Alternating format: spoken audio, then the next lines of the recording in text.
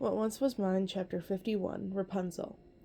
She paced back and forth round her room, fretting over what to do. My friends are coming, she murmured, but I mustn't entirely rely on them. I must be ready. I must try to rescue myself, or meet them at least halfway. First, soup. Rapunzel made herself drink the gelid, nasty mass that sorely needed salt. But she would need to have to keep her strength up, especially if there was running involved. Now let's see if I can help myself a little. She pushed up her half-raveled sleeves and plucked a lock of hair into the now empty bowl. All right, this is day 10. Since the new moon, I think. I've lost track. Still half-moonish, or closer to healing. More transformations, maybe? Her fingers twitched where she had once held her charcoal pencil, wishing they cupped the little moon charm she had made. She had nothing to focus on. She didn't even know exactly what the moon looked like right now. She tried to visualize the mandala she had painted, tried to remember how calm and centered she was in the cottage. Peace and magic and moons. But the magic kept slipping away. A cold breeze snaked through the tower windows, and thoughts of Bathory sneaked through her subconscious. She closed her eyes and tried harder. Moon, moon, moon, moon. Her hair began to sparkle. It was working. She opened her eyes before the embers faded, picking up the bowl, even as it changed to a much smaller bowl. Huh, she said, turning the doll-sized thing over in her hands. Interesting. Oh, maybe I can shrink the door and get out. She went over to investigate how best to drape her hair along the length of it, when suddenly there was a knock, heavy and ominous, like the hand was gloved in mail. Rapunzel's heart nearly stopped in fright. Princess, you have a visitor, the countess's voice, unsuited to sweet platitudes, grated terribly. Pascal shook his head, trying to get it out of his ears. Rapunzel jumped back. The skull key was put in the lock. The door creaked open. Bathory was grinning like a gargoyle, wearing a reverse of the outfit she had upon Rapunzel's arrival, a blood-red underdress with cream-colored overskirt and bodice. She strode into the room, flanked by two giant men whose faces were hidden beneath spiked metal helms. Behind them there were two more men, and between them they carried... Flynn! Rapunzel cried. He was bound rather overmuch to a chair. Ankles, legs, torso, arms, behind his back, iron chains and shackles running back and forth, as if he were a dangerous, rabid beast rather than a slender thief. He grinned up at her, a little woozily. His hair was matted with blood, and there was a bandage coming up the top of his head. Hey, a witchy, he said. Sorry about the rescue attempt. Rapunzel flung herself at him. She was torn between the urge to embrace him, to greet him gently, to look at his wounds, to question his presence, and maybe even to kiss him, all at once. Quite the brave lover boy, the countess observed, and he did put up quite a fight until he fainted. Snoothing just dizzy from the wound before, he said, rolling his eyes and blowing a puff of hair all off his forehead. You can't kill him, Rapunzel said, standing up, fury in his eyes. I won't let you. Honestly, I'd be relieved and impressed to actually see those tresses of yours working, the countess said, eyeing her slightly soupy silver hair. But don't worry, darling. He is absolutely safe with me, as long as you do exactly as I say. Give me proof of your hair's power before the sun goes down, or both he and Magda will be drained of their blood. Not for my bath, of course. He's a boy, and filthy, one at that. Flynn gave her a devilish grin. Disgusting, she muttered and turned to go. Two of the guards followed. Two stayed, one on either side of Flynn. You're leaving him here? Rapunzel asked in surprise. Why not? How does it hurt to let you spend time with him? The countess asked curiously, as if she really didn't understand the question.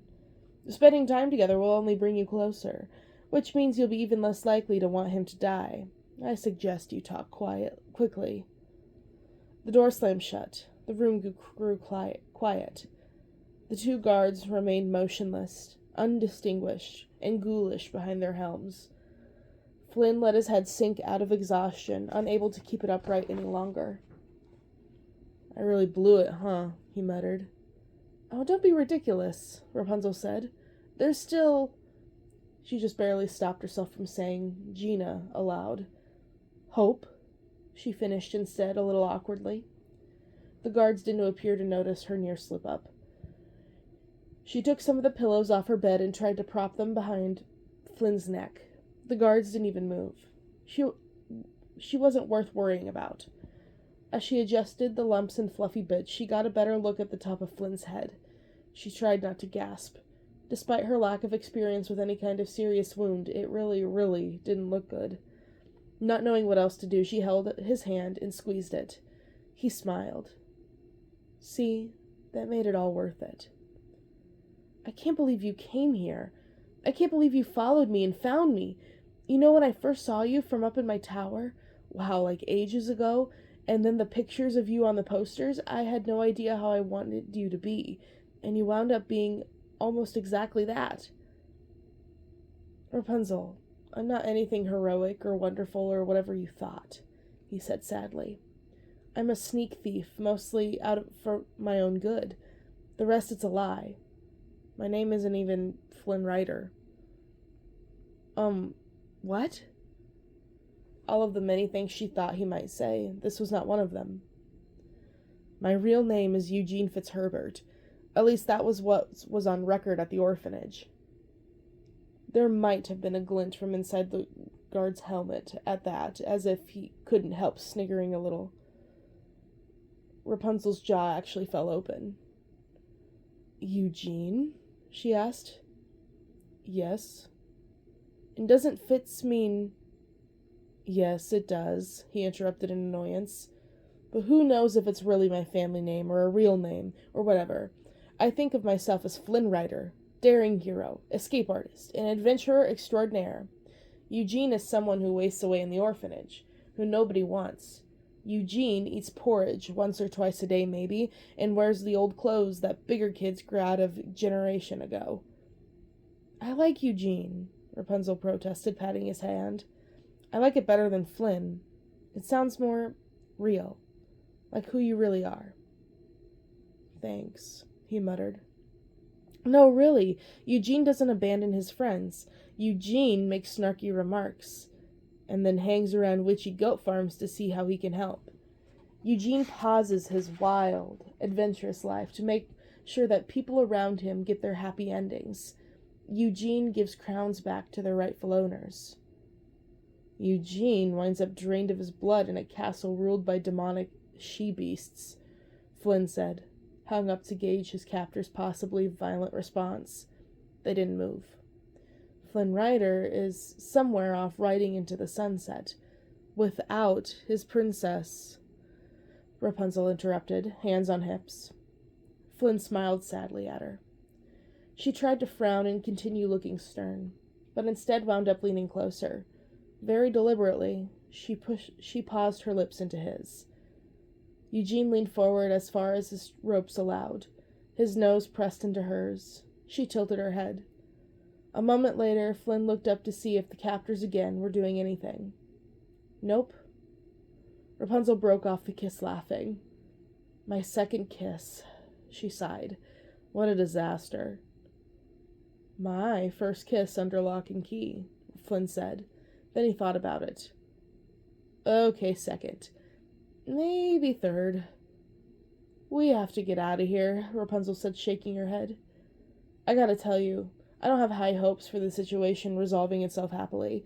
Whatever happens, Rapunzel, I am not sorry you saw me hide the crown in the tree and come after me. Even if it winds up shortening my life unexpectedly, it's the best ending someone like me could have hoped for. But what about your piles of money? She asked, only half teasing. He shrugged, which was difficult given all of the chains and ropes. Money is it's like a place saver for happiness, you know?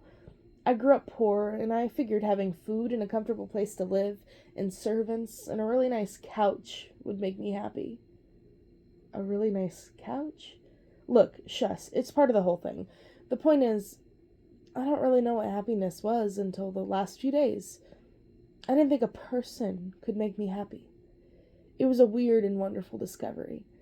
And if I was a jerk earlier, I'm sorry. All I saw was that happiness being taken away from me again. Rapunzel kissed him on the cheek, overwhelmed. I'm sorry we fought. I'm a big, spoiled princess who doesn't understand the real world. You are a wonderful human being who has been locked up her entire life, Flynn said, appalled. I don't think spoiled is the word for it. Thank you, Rapunzel murmured. She couldn't help wondering if she would ever know what being a regular person was like. It crossed her mind that maybe, in some ways, her quest for the lanterns was a fill-in for that, like Flynn's piles of money.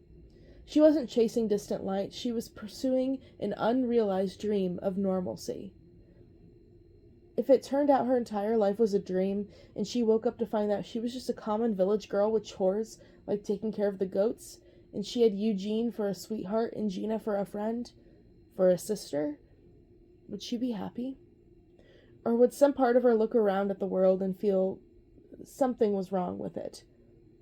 What if she lived in Katash? What if her little cousins were starving? Or would peasant Rapunzel still try to change the world, regardless of her station in it, or of the witchy powers she didn't have?